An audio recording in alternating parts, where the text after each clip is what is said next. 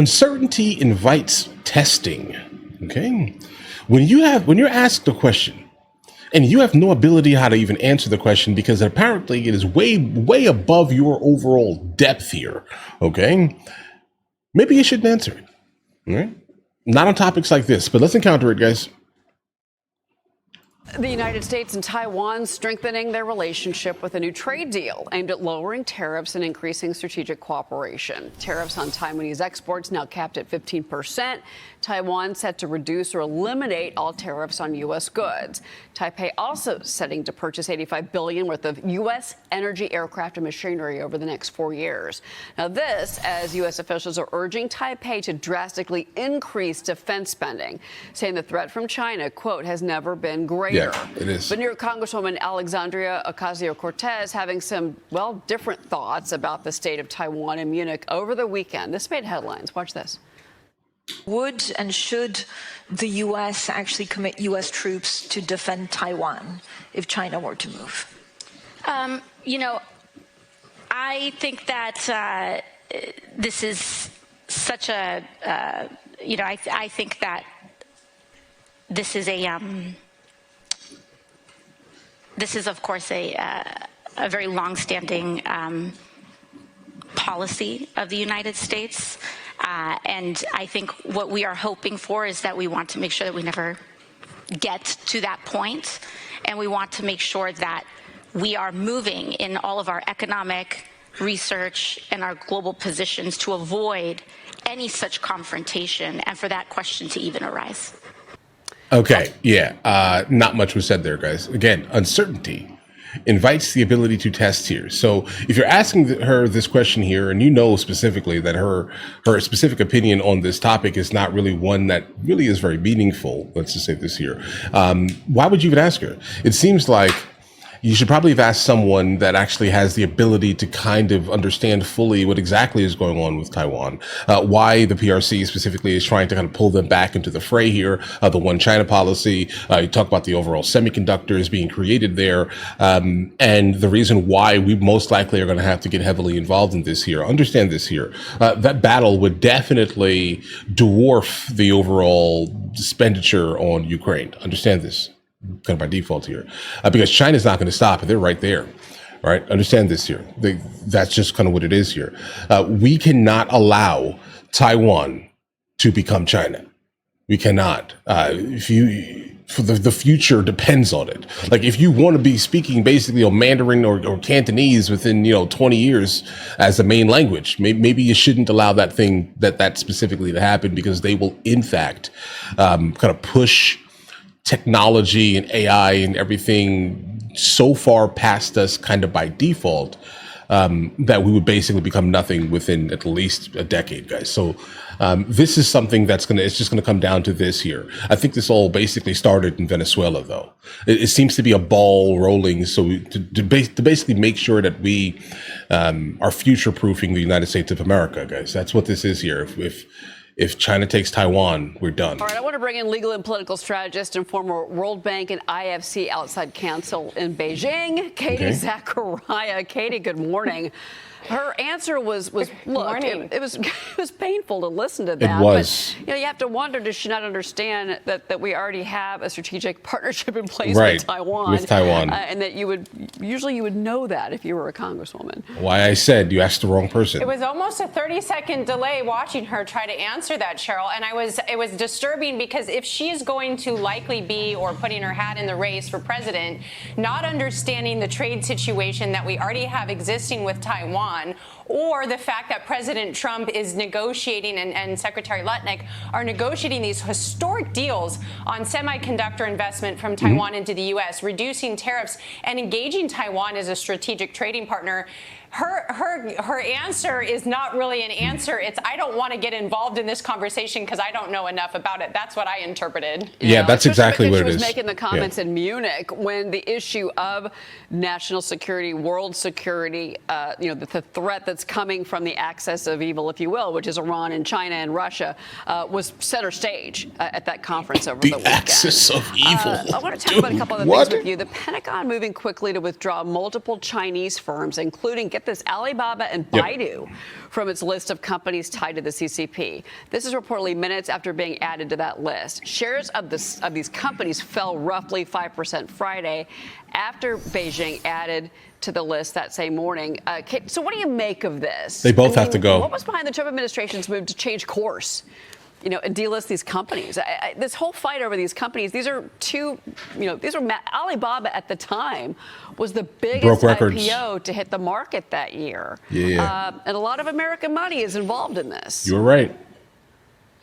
Well, you look back at what has basically happened over the course of history with China, looking really specifically at Hu Jintao to Xi Jinping and this military-civil fusion that they have engaged in. And so while Alibaba denies military links, understanding, having lived in China for 3 years, nothing happens in China that doesn't become military intelligence for the CCP. No business, especially one of the largest businesses out of China, which is Alibaba, is not going to be sharing, even by forced symbiosis, information with Chinese intelligence, with the CCP, and by virtue of that, the PLA, the People's Liberation Army. So the Pentagon may have accidentally put it on the list. It might be public, might not be, but to deny that Alibaba is not involved in some kind of forced information sharing with the CCP is to deny what actually China is doing with their military and civil fusion program that's been in existence for well over a decade. Yeah, it came out in I would say this year. In terms of this scenario here, guys, Alibaba, Baidu, they have to go. If that's specifically if we're encountering this gigantic Indo-Pacific posturing, let's call it here, guys, right? If this is what's going on, then they have to go. I'm sorry, guys, because China by default basically says if you are running a country as a Chinese national, for the most part here, right, you have to at any time basically share data and information with us. So now imagine all of those terms and conditions that you're basically signing up for without reading them, because you're not reading them, right? And you're sharing access to locations and all these other things here. Guys, understand immediately, they now can have all this information kind of at buttons pressed here because they have to. Right? The Chinese company has to. It is what it is here, guys. It's not really much of an argument. And for our specific national security, guys. I thought it was interesting. The Alibaba spokesperson comes out and says, we are not a Chinese military company. We're not part of the military civil fusion strategy. But yes, Tencent was on this list. It was pretty shocking, all that. That I don't believe CATL, they're a battery maker. So it certainly sent shockwaves in the markets.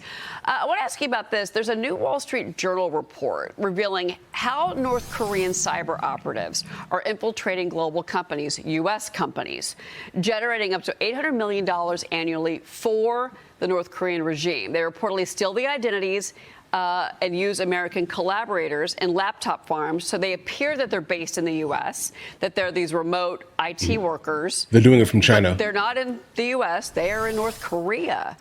And the report says 90% of these workers' earnings are then seized by the North Korean government to fund the nuclear program. What do you make of this new report?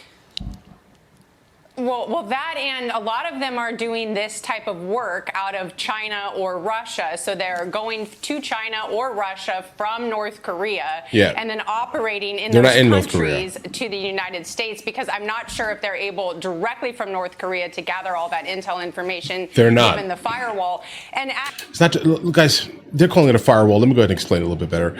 Guys, we have the internet, which we're watching on here. Iran specifically is a place that has an intranet. But obviously people have Starlink, so they can kind of bypass that, let's say this year. The North Korea also has an intranet. Basically, it's the internet, but only for here, right? So yeah, I guess it's technically kind of going through a bypass, right? I guess you couldn't, right? But either way, they're definitely going into China and doing this here. I get it. China doesn't specifically know this is happening, right? But unfortunately, you're complicit in this happening. Okay. China and Russia, they're both involved in some way at least. Directly from North Korea to gather all that intel information, given the firewall. And as the defector said, he started learning information about North Korea while he was in China using this tech program, using this tech platform, and then defected to South Korea. So North Korea is clearly exploiting the United States tech farm, using this tech farm and gaining momentum to then fuel its nuclear energy program. With That's exactly China and Russia cooperating even partly. They know these people are in their countries. Again, having lived there, their visa regulatory system and immigration enforcement systems, especially in China, are top down. They know if you're in their country. And so surely China has some kind of cooperation with this. And this is intelligence that we need to gather on that for that information. Of course they do, dude. It certainly was, you're right to go through China makes absolute sense, but that's even more indicative of what's on the table and how this meeting in April between Xi Jinping and President Trump is so important. Katie, before you go, I got to ask you this. You just received an exciting offer to serve in the Trump administration. Okay, we're kind of going off topic here. Listen, guys, when you ask someone a question, make sure that it is kind of within their depth, at least, to be able to answer it.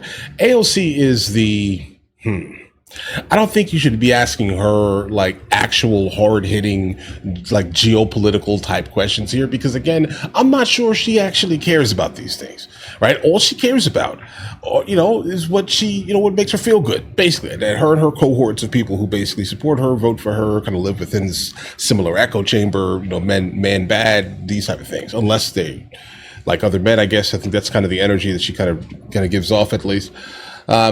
And that's it, bro. Ask her those type of questions. Don't ask her questions about things that actually that seriously matter to the actual population of people living on this planet outside of the West, bro. All right. What matters is Taiwan specifically cannot be lost to China. It cannot be.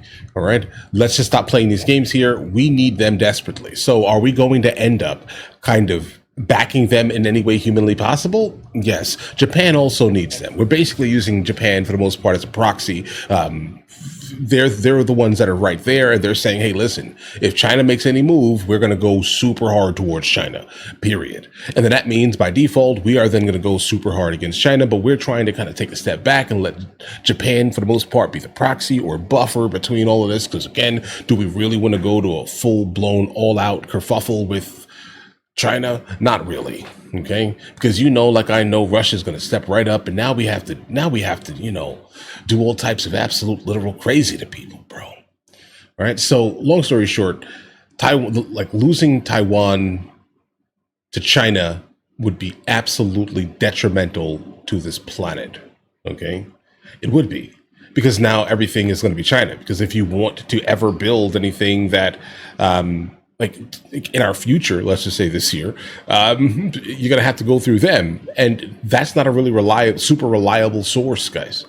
Not really. Not specifically. Not saying that they make junk. They don't. It's just that there's a literal lie that floats around the planet. Made in China. China's stuff is basically garbage. No, it's not at all. It's not at all terrible. Don't confuse that with Russian-built things. Please don't do that. But I think it kind of comes down to kind of what people tend to do. Like if you're buying some made in China something in the United States of America, generally what you're encountering is an American most likely going over to China, knowing that they pay their people like $150 a month to basically work in factories for like 20 hours a day type of thing, right? They're going to the cheapest deal they possibly can. And again, that's like dollar store stuff, guys. That's what you're basically attempting to put a quality marker on because you paid $30 for it. Bro, you basically got it from the dollar store. All right. Blame the people who are importing and going over there to basically build like the worst, lowest quality thing they possibly can for the cheapest amount so they can, maximize their profits. Blame that, because I definitely would not say specifically Chinese made things are terrible. Because again, most of the stuff you basically own is from China, but I think it's called import laundering, right? China will build like 90% of a product without the logos or any of the things, and it'll be sent to the country or to the factory, let's say this year, right? And then the factory's logo will be placed on it, or it'll be like 75% done or completed. It just has to get put together, made in America. Bro, listen, it's all nonsense. Don't believe none of this stuff. But either way, all right, China cannot take Taiwan. All right, that's it. China cannot take Taiwan. That's bad. Don't do that. But listen, I'm gonna go. You guys all have an absolutely amazing day. Enjoy your day thoroughly. If you guys are new here, please like and subscribe. In the meantime, I'll catch you guys later. Guys, listen, if there's any more, we'll jump into it. Guys, do you want to watch movies with me? I never actually thought to like promote it over here, guys. But if you guys do want to watch it, guys, we have hundreds of movies, and I mean hundreds of movies that we've reacted to. You guys can come watch them with me if you want to, along with many TV shows. Currently, we're working on the show Dexter, along with Vikings, and we have a lot of series that are already completed. But if you guys do want to watch it with me, the link is in the description. Everything's available at the second tier. But of course, if that's not your thing, guys, don't worry. Right? Listen, like and subscribe.